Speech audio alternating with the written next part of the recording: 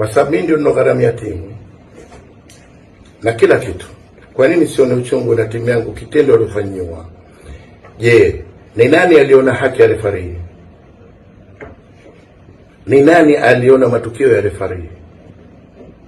Kama sheria zinafanya kazi, refarii utamsimamisha wiki moja, wiki mbili, mwezi mmoja. Je, ile klabu uliitia hasara katika mapato mangapi? Kwa sababu mimi nagharamia timu, hainisaidie TFF wala chama cha mpira. Gharama zote natoa mwenyewe, pesa zote natoa, wala nauli hawanitolei. Kwa hivyo leo mwenye uchungu nani juu ya timu? Azam ni mmoja wa stakeholders wa mpira wetu wa Tanzania, na amewekeza kwa maana ya sponsor Azam Media, lakini pia usikia vizuri, Azam ni mmoja mdau mkubwa kwenye mpira wa Tanzania. Nakubali. Mlichukua initiative yoyote ya kuzungumza na TFF, bodi ya ligi, juu ya haya yanayotokea? Kwa sababu huu ni mwendelezo, kuonekana kama mmechoka na yale ambayo kuyavumilia mengi. Tumechoka sana.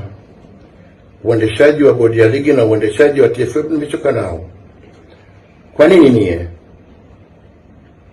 Kwa nini nie kila siku? Kwa miaka 20 leo nilipata haki gani juu ya TFF na chama cha mpira?